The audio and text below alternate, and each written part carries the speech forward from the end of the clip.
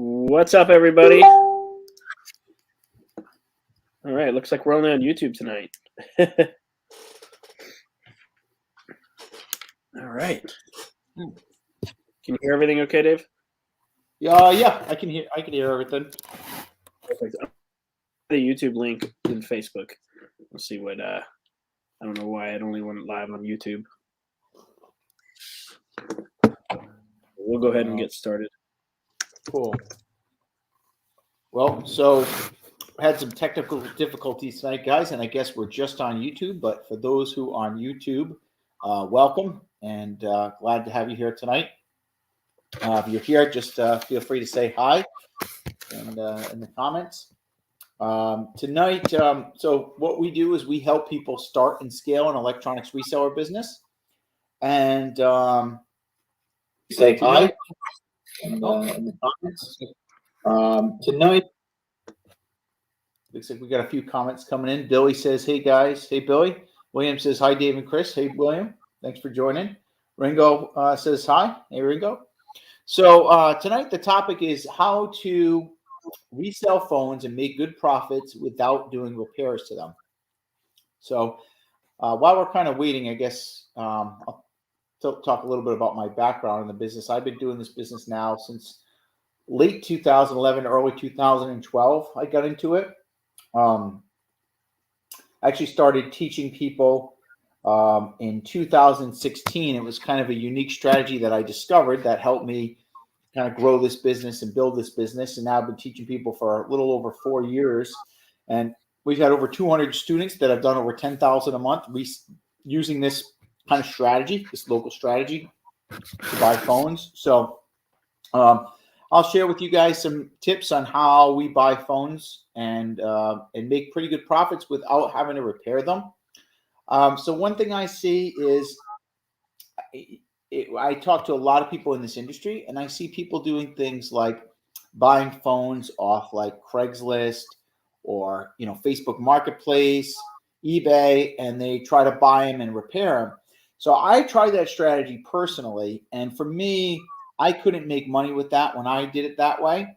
What's been really worked really well for me is to place ads to get people to call me. So that way, by getting people to want to sell me a phone, and that's how we're able to kind of get customers for this. So I don't do any like reach outs. I don't call people. I don't go on Facebook Marketplace. All my customers come to me, and I'll kind of share something really quick while we're waiting for a few people to get on. I'll share my screen. So for example, here are some people that have reached out to me today. These are people that are looking to sell something. And here's one of my ads here. This one is a MacBook ad that I've got going on. I have my phone ad is my main ad. It says cash for phones, but this one in particular was a MacBook one that this person responded to. Pretty simple thing. This one says, your screen is sharing. Oh, sorry about that, guys.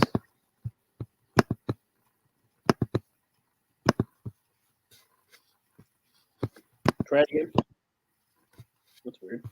There we go. Sorry about that. So here's the leads these are just people from today that reached out looking to sell me something, right?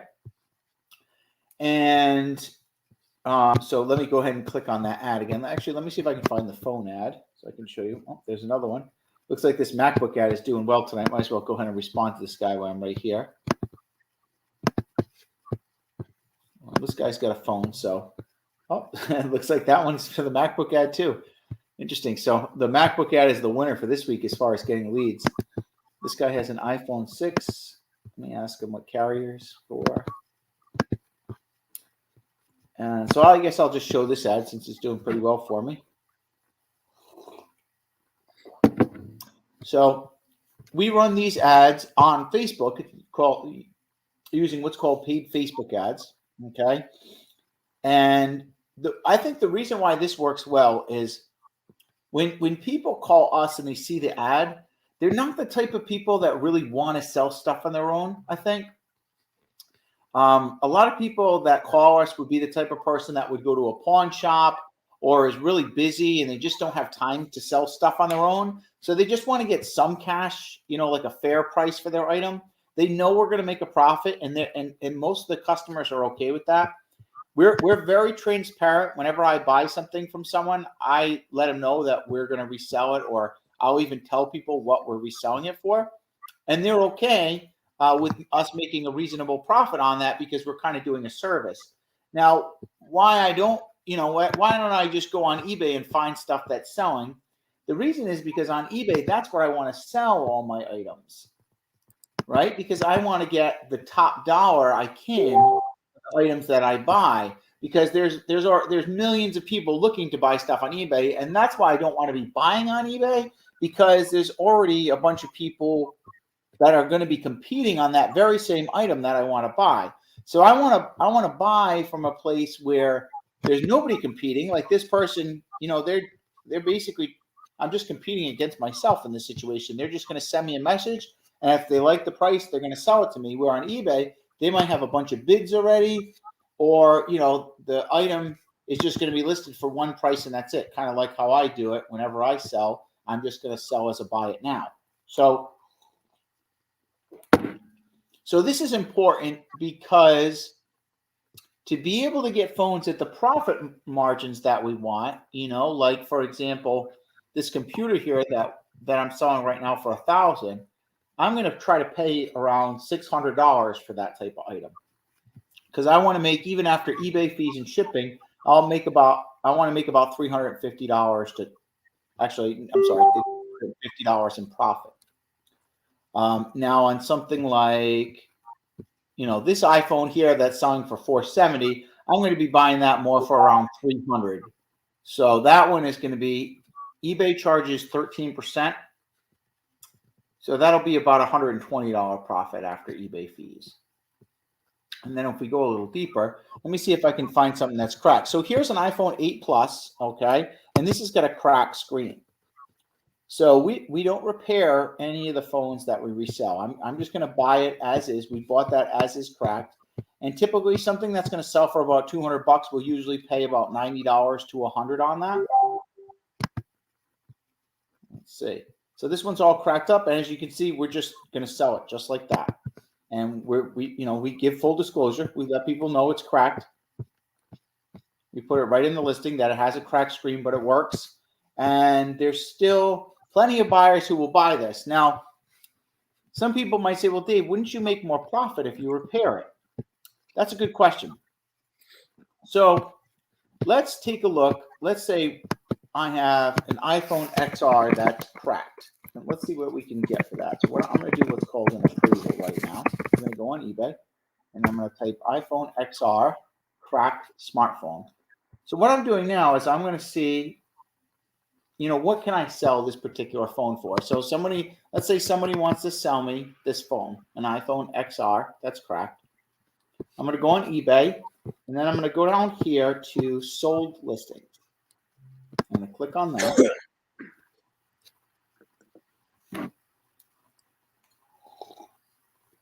And what we're looking for is 3 items that sold that are an apples to apples comparison. So basically, we want to find 3 iPhone XR that are cracked with the same carrier, and then that will tell us basically what I'm going to be able to get for it. So we got one right here that's unlocked and it's cracked for $227. See if we can find another one. We got one here that's a 256 gigabyte, so we won't use that one. We get another one here for $225. So as you can see, we're seeing about $220-ish for a cracked iPhone XR, right? Let's see if there's one more we can find, a 64 gigabyte. This one's $185. I can't tell if that one's a working screen or not because they didn't show the picture. So I would say about 210 to 200 would be pretty safe on that, right? So let's say I offer that person $100 on that phone. I'd rather, to be honest, buy it for $80 because that's how I usually start off. But let's say they wanted full. The top I could do, which would be $100. So on eBay, I'm going to pay 13% to sell it. Okay, so 200 times 0.13 That's the eBay fees and the payment processing fees. So it's going to cost me $26 to sell that. So we'll do 200 minus 26. Okay, is 174. It'll cost me about $5 to ship it. So if we take that and then we minus 100, which is our cost, we're left with a $69 profit on that. Now, let's see if I was to repair that. So let's look up just the price of an iPhone XR screen to repair that.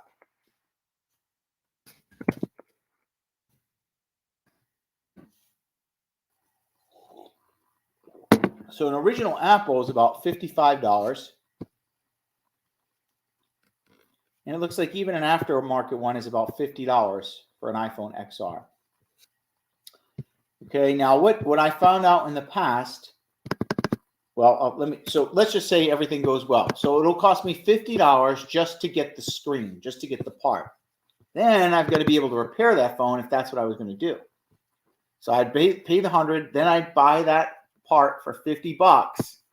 And let's just see what the difference is between a good condition iPhone XR and a cracked one. So let's just do iPhone XR unlock.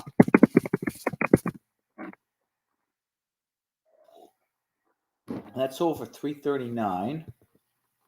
This one only sold for $260. This one sold for $284. This one sold for $280. So I think that one sold for only $229. It looks like, based on what we're seeing here, I would say about $280 looks like about an average price between $270, $280 on that. So let's do the math on that. If it sells for $280, if we do 13%, that's $36. That's what it's going to cost me to sell it on eBay. So 280 minus 36 is 244. So that's what we're going to net. And then let's just figure $5 for shipping again, 239. Okay. Now we paid $100 for the phone, right? And then we had to pay $50 for the screen. And that was for a cheap screen. That's just for an aftermarket one. Okay. So we're left with $89. So that means we have to take the risk of buying a screen, go through all the work of repairing the phone, hope there's no problems with that, and all we're going to make is an extra $20. Now, here's what happens. There's a lot of defective parts on the repair market, and I've been repairing phones for 10 years. I don't do a lot of repairs as much anymore because I found the reselling to be a lot more lucrative, but I've repaired many, many iPhones. And what happens is with aftermarket parts, there's defects. So let's say, for example, I bought this phone and I'm excited. I'm going to repair it, make a little extra profit. Maybe that $20 is a lot for me at this time or something, and I really want to make that extra 20. So I go ahead and I order that screen. I pay the $50 to someone on eBay to buy that aftermarket screen. And then I go ahead and I spend about, 20 minutes repairing the phone, and I ship it out. But then the buyer gets the phone, and after a couple of days, the screen stops working all of a sudden, which has happened many, many times with repairs, many times. Probably 1 out of 10 screens that I've repaired, there's the defective part. So now I've got to refund that buyer. I've got to pay for their return shipping. I got to take the phone back. Then I got to take that defective screen. I got to send it back to the guy on eBay, cross my fingers and hope he gives me my money back or sends me a replacement. If he doesn't, then I'm out that $55, and I now have his phone with no screen on it. So now I got to buy another screen, and it turns into a major project. So if anybody has any experience with this, just leave me a comment in the chat if this is something you've ever tried before and gone through this experience. But as you can see, we're taking a lot of risk if we're trying to buy cracked phones to repair just to make an extra $20, right? To me, I just want to buy phones and just resell them. And then once I sell that, and if I sell that as is, then I don't have to worry about that phone coming back or a defective part. I could just buy and sell, and then I could just keep on buying more phones quickly because I don't have to spend that time repairing. So I'll have more time on my hands to, do things such as negotiate or place ads or meet up with more people to buy the phones, right? So let's stop for a second and see what questions you guys had. William says, Dave, what might you get for that phone from a direct buyer rather than eBay? That's a good question. So, William, let's take a look here. One of the direct buyers that we work with is called the NYC Phone Buyer. So let's take a look at his price sheet.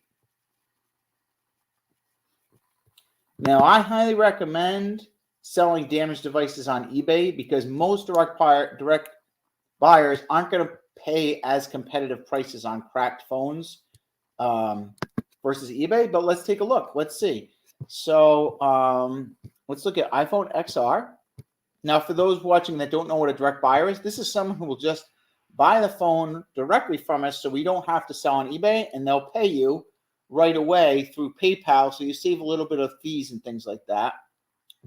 So grade C would be a cracked working screen, and that's $150, it looks like. So in this situation, it still looks like it's better to sell on eBay because we're going to get about $220 on eBay. So like you said, even after fees, we're going to probably net about $190. So it still comes out about $40 better to sell on eBay. In this situation, it's going to be very thin margins. You're looking at making just $50 if you sell it to a direct buyer. If you buy that for $100. Now, if you could get it for $80 and sell it for $150 quick, that's not too bad. It's a $70 guaranteed profit because you're selling it to a direct buyer. You won't have to worry about returns and stuff, so that's not too bad.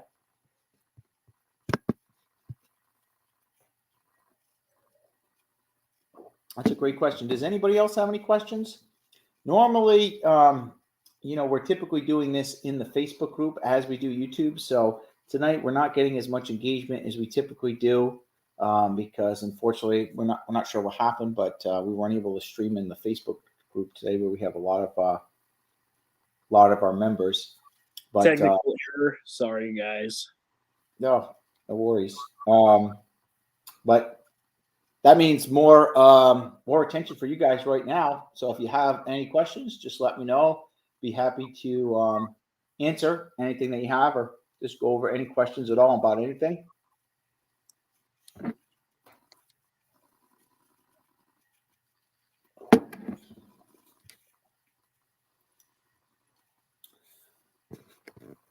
So does this make sense, guys? And I'm not sure if anybody has ever tried doing this and stuff.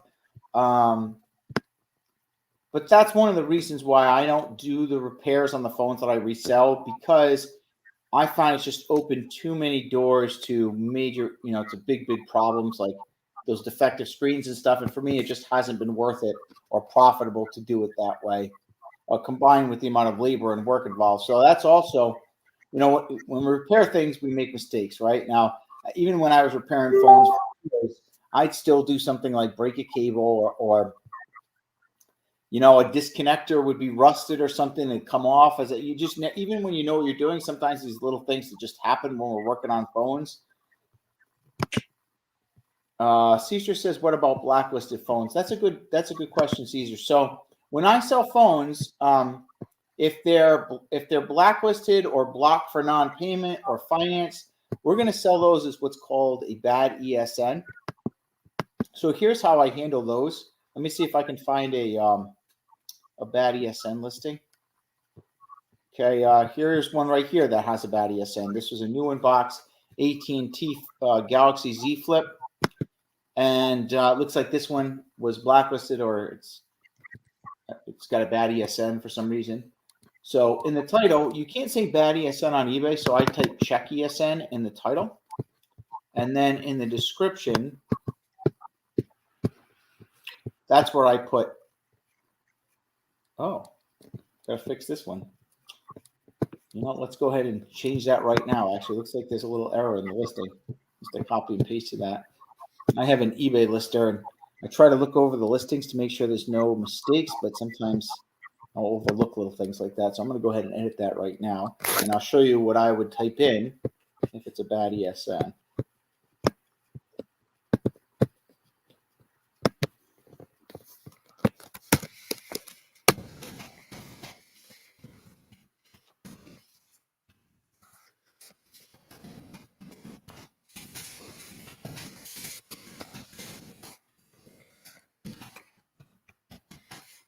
So I like to use this line right here. It has a bad ESN, which means it cannot be activated on the AT&T network. And the reason why I actually explain it is there's sometimes like brand new eBayers that might not know what a bad ESN means. And I just want to make sure I'm kind of spelling it out. That way they know that this phone is going to be bought for parts and is not going to be able to be activated on AT&T. So that way I don't end up getting a buyer who, doesn't know what that means. And then, they want to get a return later because they accidentally bought it. So I'd like to put that little phrase in there if it's a bad ESN. So that's how I sell bad ESN phones. And if a phone is not blocked yet, but it's financed, we're still going to list it as a bad ESN because there's that chance that it could get blocked. So that way that avoids that situation. I'm going to actually appraise it when I go to buy it as a bad ESN. So that when I sell it, I can automatically sell it as a bad ESN.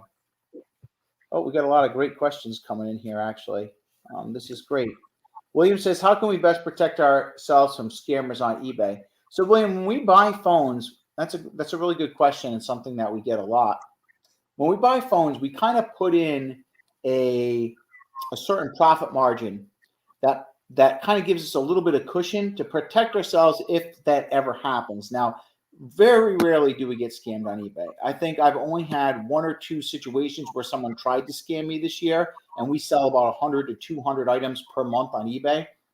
But eBay protected us. One guy actually sent me back a MacBook. It was a $900 MacBook he bought from us, and he sent me back a MacBook that was all in pieces. And there was not even a computer there. It was just like pieces of a case. And we called eBay. We took pictures of this.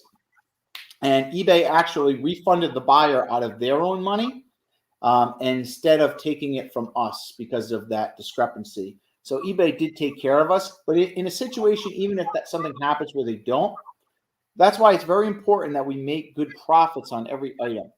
So an item that's going to sell for 200, I won't buy it for like 150. It is not enough margin just in case something happens to protect me. So my max on a $200 item is going to be like $100.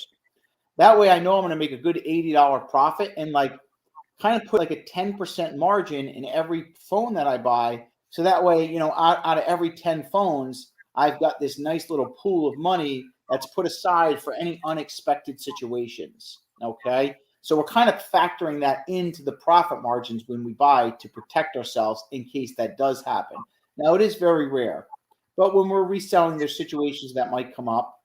Maybe there's something about the phone. Maybe it's not even a scammer, but maybe, let's say I bought a phone from someone and then, I realize, oh, there's some kind of hidden glitch that I didn't even know about. Well, that margin is going to protect me against that stuff in case that does happen. Hope that answers your question for you. Aces says, I opened up 3 Craigslist accounts today without them asking me for a phone number or verification. Can I open more Craigslist accounts? So that's a good question. I don't do too much on Craigslist at the moment. I want to be honest with you. We did that for a long time, but I personally found that paid Facebook ads is far, far better than Craigslist, and it's just been working so much better. So I don't do things like that anymore, like try to create a bunch of Craigslist accounts and stuff. It's just not nearly as effective as just doing things the right way. I turn to paid Facebook ads. I would do what you can with the 3 accounts that you got. Try to run 2 ads on each one of them and do your best. And if this is just something you're starting off and you just don't want to spend the money on paid ads right now, what you can also do is do some posts in Facebook groups. Me and Chris have some videos in our free group that will show you how to make some posts in Facebook groups to get people wanting to sell you stuff, and those don't cost anything. So if you're just trying to get some advertising, get some leads, you can do a couple Craigslist ads, but the Facebook groups are also really effective for getting started if you're brand new. And then, like I said, I would really recommend, if you can, paid Facebook ads are awesome. As you can see, I just get, so many. We usually get about 25 to 40 leads a day with our paid Facebook ads. And, and this is fully legitimate. I don't have to create a bunch of accounts or do anything that's like, not within terms of service and stuff like that. It's just so much better. I don't have to worry about accounts getting banned or things of that nature.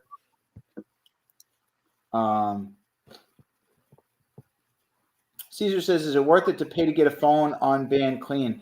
No, I found it's not worth it. I'm not even sure if that's legal, actually, to get the IMEI clean like that. I don't know if that's a legal tactic, but I don't do anything like that. I just buy them as a bad ESN and sell them as a bad ESN. I don't alter them or anything like that.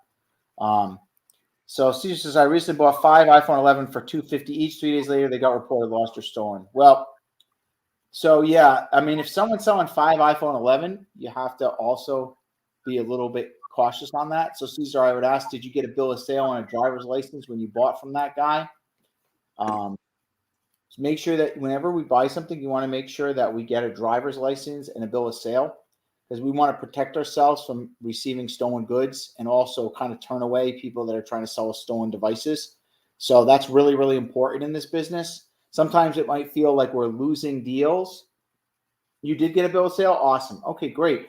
So depending on what carrier it is, you might want to just buy the phones as a bad ESN. You can go ahead. You said the police can't do anything, and they typically won't, to be honest, in that situation. You know, I've tried to do the right things many times, and they just don't care. Like you said, they're not willing to lose the time. They've got a lot on their plate, right? So you can just go ahead and relist those on eBay, Caesar, and you should be fine. Just sell them as a bad ESN. And, you bought them at a good enough price. You should be fine.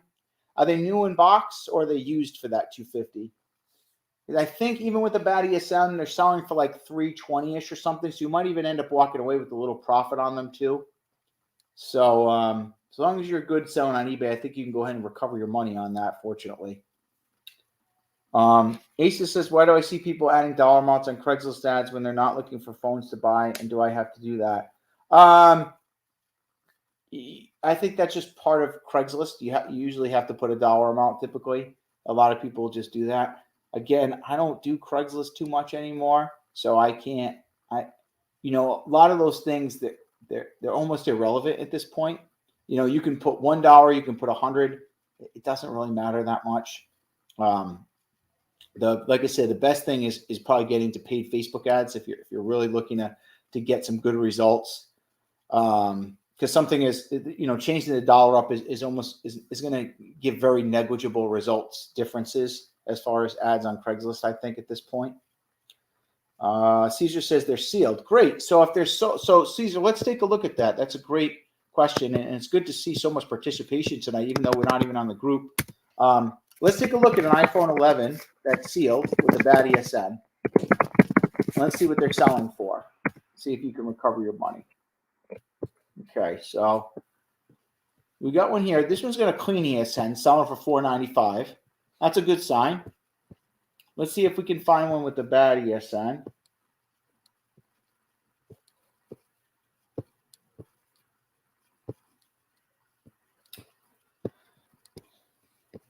Pro.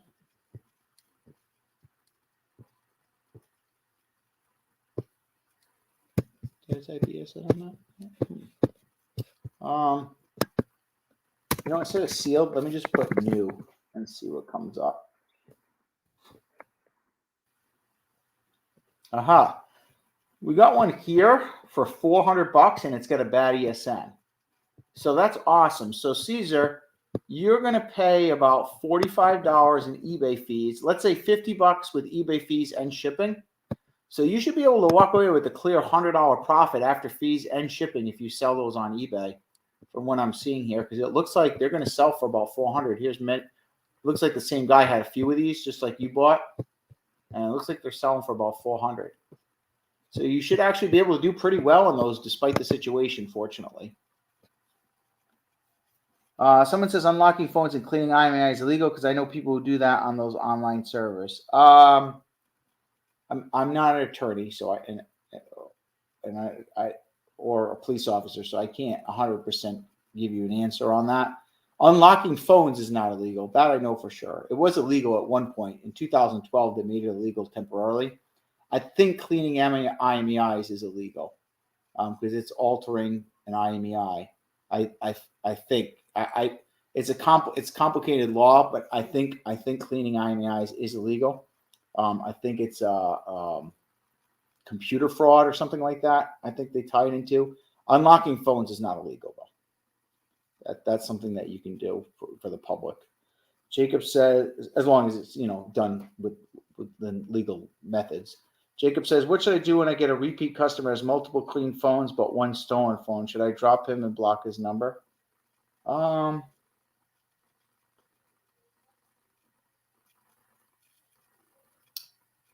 This is a tough question. Again, you have to make your own decisions on and trust your instincts.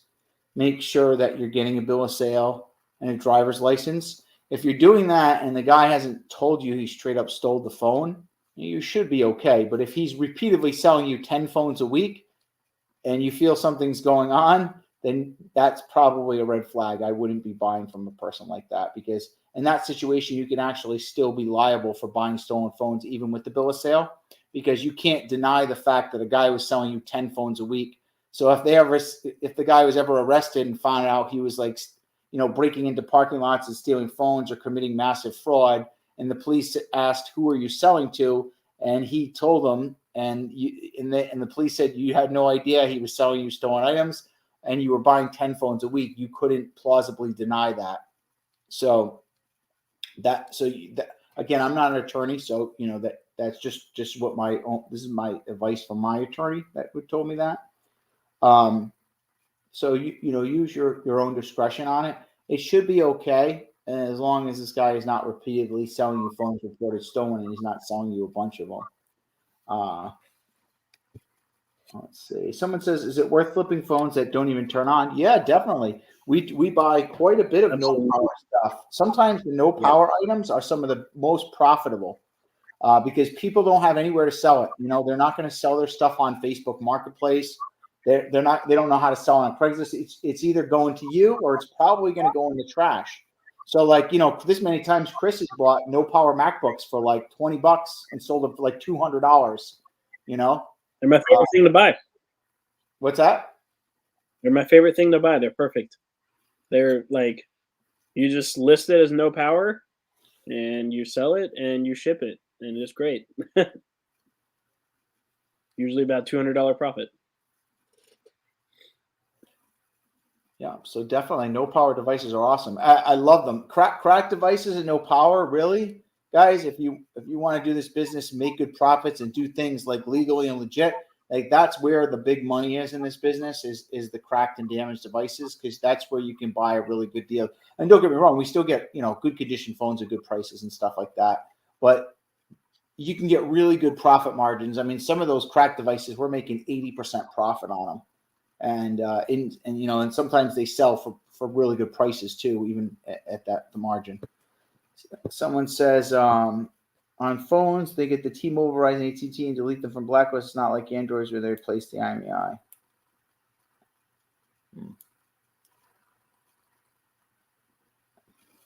That type of stuff, guys. Again, I can't give you a solid answer on that. If it gives you this funny feeling about it, if something gives me that kind of icky feeling when I'm going to do something, I try to stay away from it. That's just my rules. If I feel like I'm not doing something right, it's because I'm typically not doing something right. So that's the rule that I live by. But again, you have to make your own choices on this, and do what you feel good about, and if that's something you want to get into, then that's totally up to you. For me, I don't do anything like, cleaning the IMEIs and things of that nature. You don't need to. There's plenty of money out there to be made with used and damaged devices. Yeah, I mean, I personally don't buy any iCloud locked phones. I don't do any unlocking. I don't do any repairing. I don't do any sketchy business. Every phone I buy is reported to the police. Every single one that I buy, the police get a direct report. I have a bill of sale for every one. And last year I did over 330,000 in sales without doing any of this stuff. So, and that's not to brag or anything like that. Just to show that this business you can make really good money and do everything, but legitimately, without doing anything that could be a gray area or something like that, and do well. And also, I didn't post any ads on Facebook Marketplace. I didn't like do anything that was out of terms of service. I didn't make accounts on, multiple Craigslist accounts or anything like that. We use paid Facebook ads to get the leads as well. Someone says, around how many phones would I have to sell a month on average to make about 10K gross a month? So 10K gross in sales, it really depends. That's tough to answer because, you could end up having a week where you buy a lot of iPhone 11s and iPhone 12s and you could hit 10K pretty quickly, or you could buy a lot of cracked devices and you might have to buy a lot more, but you end up having a lot higher profit to hit the 10K. So it's very circumstantial. Some weeks we don't buy as many devices, but we buy big profit. So we can end up making a lot more money with even less devices than by the volume. So I don't actually focus on that stuff too much. I know we sell between 100 to 200 items a month for me. I think average price comes out to like 150 to 200 a phone or something like that. Jacob says he sold about 20 phones to get to 10K. So Jacob's one of our students. He actually just hit, I think it was 12K for the month his first time. He was coming to our coaching calls for about, I think, 4 or 5 weeks. And then he already hit his 12K. So congratulations to Jacob. And let's see. This is really great. Getting a lot of questions here tonight, guys. We're going to probably be wrapping up pretty shortly. So I'll stay on for like 5 more minutes and answer a few more questions for you guys. And then we'll probably wrap it up. And by the way, if this is something like, if you're really enjoying this information and you guys like this, if you just type apply in the comments, we can reach out to you and see if you'd like to work with us in our program and be trained directly by me and work hands-on. We can do a phone call and see if that would be a good fit for you. We're able to help a lot of students scale this business up fairly quickly. So if you have an interest in that, just type apply, or you can send me an email, because if you're on YouTube, you might not see the comment. So you can go to email me at info@flipphonesforprofit.com, and I'll get the email and we'll set up a call if that's something you'd like to do. Someone says, oh, wow, so buying up broken iPads and MacBooks sell good on eBay? Oh, yeah, definitely. Absolutely. Let me see. I'll go through some of my recent orders here. I think we probably have a ton of broken MacBooks that we sold recently. Let me see. Sorry, Chris, were you going to say something? Oh, no. I was just agreeing.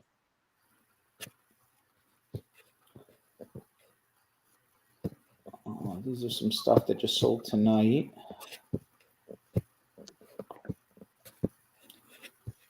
Here's one right here. Here's a no power MacBook we bought for $50. To be honest, we paid a little too high for that. Probably should have bought that for $25, really. But I have an employee at the store. But still not bad. We bought it for $50. It sold for $120. And this didn't turn on at all. It's just no power. As you can see, it was dead, and we just sold it for parts. And I think that was an older one too, almost like a 2012 or something, I think it was, or maybe it was a 2015. I'm not sure. But yeah, definitely, we sell quite a bit of those cracked things, cracked iPads, cracked MacBooks, no power MacBooks. We love those because we're able to get pretty good prices on those. Asa says, can I join your Facebook group, or is it paid? So we have a free Facebook group, which is called the REP, Reselling Electronics for Profit. I think if you click on one of my YouTube videos, Aces, there should be a link in the description. It might not be under this particular video right now because I haven't filled it in yet. But if you go back to some of my other videos on the channel, you'll find the link to the Facebook group right in the description, and you can click on that. That's our free group. So we have a lot of free content we give out there. If you want to go ahead and join that, you're welcome. We do have our paid members group. That's our inner circle. That's where you get to work with me directly, like on Zoom calls, and we'll help you actually learn how to negotiate and run your ads and stuff. That is a paid group. If you're interested in that, just send me an email and we'll see if it's a good fit for you. We can get you in. William says, do you focus on MacBooks only as far as computers are concerned? No, I do all computers. We just sold, if you notice some of the ones that we got here, one was like a Lenovo. Look at this. These are virtual reality glasses right here we sold. So we get into anything we can sell for a profit, we're going to sell. The Xbox One X, bought that for $150. That sold for $300. This sold like in 5 minutes, so I think I actually lowballed myself on that, but we still got $200-300 on that. Yeah, here's a Lenovo ThinkPad. I just sold for $240. So definitely we get here's a camera. Bought that for $500. That sold for $789.95. Here's another broken MacBook. This one had an issue. We bought that for $100. Sold that for $189.95. So yeah, love like all different computers we will buy as long as we can buy it at a price to make a profit. Like this is one of those more inexpensive. It was a Lenovo IdeaPad. We bought that for $30 and sold it for $90. So by the way, if our inner circle guys, there is a little bit bigger financial commitment to that. If you just want to get some basic not basic information, some information, we do have a video only course that you can buy. That's $497 if you want to just buy the video only course. There's about 40 hours of content in the video only course. You don't get any Facebook group or mentorship with that. But if it's something you want to get some of this information and you like what I've shown you guys today and you want some instructional training on it, you can go ahead and pick that up. That's, like I said, it's $497, or you can do 3 payments of $197. That's a great way to get started if like you're just brand new in this business and you don't have a lot of capital. So maybe it might be too big of a commitment to start working with us with our inner circle. The video course has all the information you need. Just doesn't come with the mentorship, but we don't hold anything back. There's quite a bit of content in there. So if that's something you want to check out, you can go to flipphonesforprofit.com/course, and that will get the video course if you're interested in that. It's flipphonesforprofit.com/course. Oh, in the chat.